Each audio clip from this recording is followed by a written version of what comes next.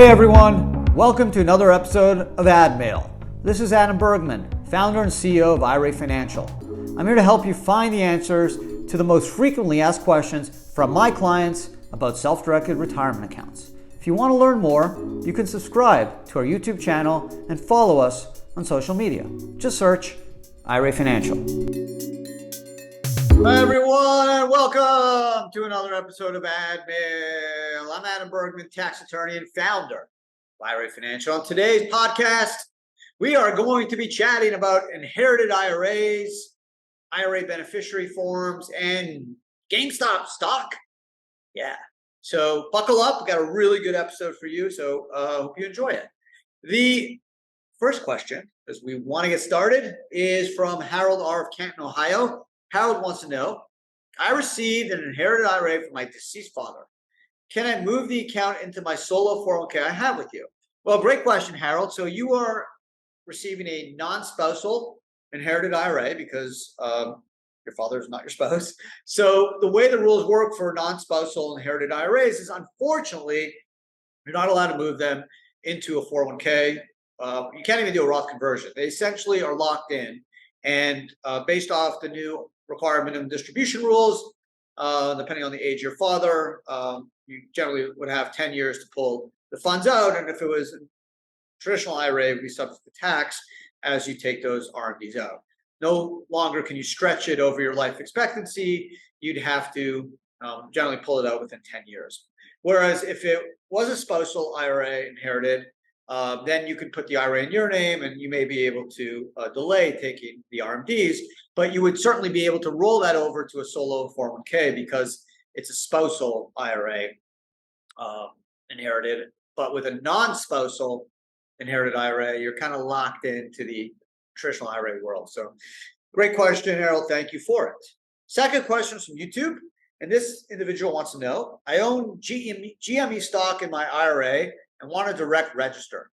How hard is the process and is it taxable? So GME, GameStop stock, you guys all heard about it. There's, believe it or not, about 75 million of the shares outstanding. About 25% of the stock is directly registered. That means the stock is registered in the individual's name and not in the brokerage name. Why? Because if the stock gets registered into the brokerage name, believe it or not, when you buy stock through a brokerage firm, the stock is generally registered in the name of the brokerage firm as the owner for the benefit of you. So technically, you actually don't even control those shares.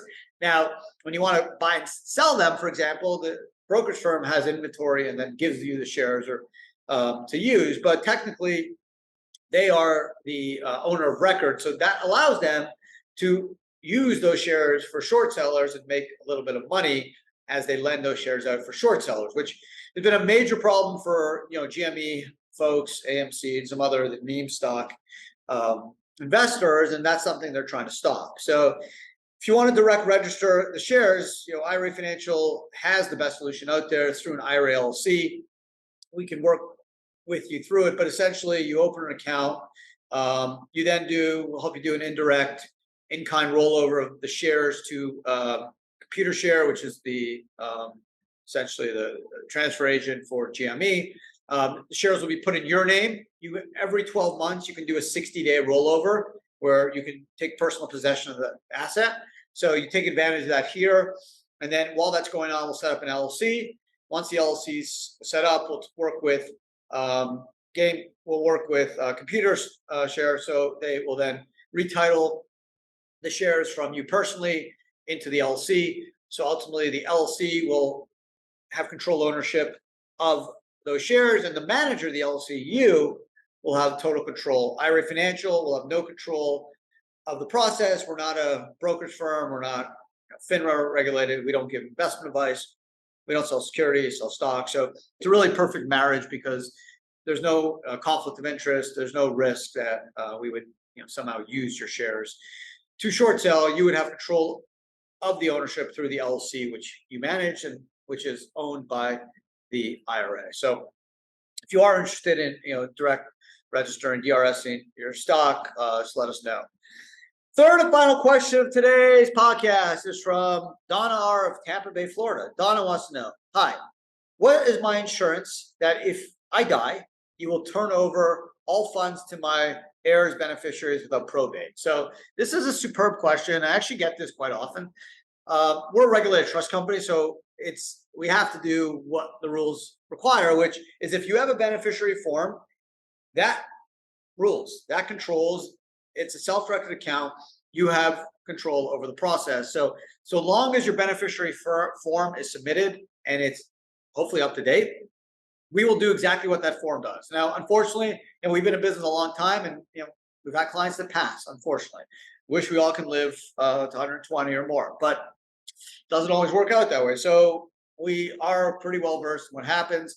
The only advice I would give all you listeners out there is, or viewers, make sure, and I've done this before and I've said it before, make sure your beneficiary form's up to date, especially if you've had change in your family life, death in the family, separation, divorce, whatever. Just every year, it's good to just make sure the custodian, IRA Financial, for example, has an updated form. Make sure your primary is who you want it to be, whether it's a spouse or a friend or brother, sister, aunt, uncle, cousin, whatever, neighbor. Just make sure it's the person you want. And same with secondaries, because if your primary, God forbid, passes and you don't update the form, then it goes to your secondary. So I've seen it. I've been involved in it where you have a situation where spouse gets divorced. Unfortunately, the spouse with the IRA doesn't change their beneficiary form. Spouse dies. Guess what? The ex-wife and the new wife now are fighting over that money, and beneficiary form will trump the will. So I've seen it where the ex-spouse gets the money and the current spouse is not happy about it. So poor guys, in this case, the guy's probably turned in his grave because it was a lot of money and I don't know where he wanted to go, but he never updated his beneficiary form, although his will said everything would go to his new spouse. But they ended up coming to a settlement and they agreed to terms, but it was super messy and took a lot of time and lawyer fees. So just update your form. You can go on our app, you can call us, we'll help you out. Just make sure it's up to date. You don't do it every day, just once a year, or if nothing changes in your life, then don't do it or don't need to focus on it. But if you do have a change in your life, family, death, anything that involves your primary or contingent, let us know and just update the form. You can do it on our app or through the web portal. That's it. Another ADMAIL in the bag. I hope you guys enjoyed today's podcast. I did. It was fun. These are always fun. They're short. They're sweet. We get to learn from each other. I do some prep. Yeah, I actually do homework before the podcast to make sure I can succinctly get you the right answer, which generally I can. But the GameStop question, I did a bunch of research on direct registration, how active it is. I was surprised that 25% of the stock was directly registered, because the SEC doesn't require you to do brokerage registered or direct. You can do whatever you want. So 99% of people just brokerage register it because that's just the way it works. But there's a growing number of folks, especially in the GME world, that kind of got blindsided by what happened a couple of years ago with the squeeze on short sellers, and we're super surprised that this world existed where the brokerage firms actually can make money, lending out your shares that you actually indirectly own, but they actually have title to, but you're the beneficial owner, which is like super strange. So, anyways, that's it for today. Hope you guys had some fun, learned something, and hope you come back next week. So, if you have a question, comment, leave it. If you don't mind, thumbs up or a like, whatever works for you. Appreciate that as well. And you could pick up this podcast anywhere you listen to your podcast, Apple, Spotify, or whatever. It's there. Just find it. And don't forget to check out the 2 other podcasts I drop weekly.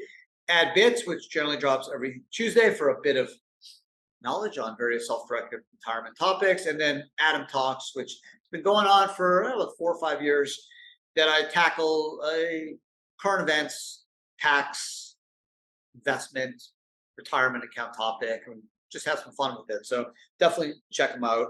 Otherwise, have an amazing rest of your day, and talk to everyone again next week. Ciao. Take care.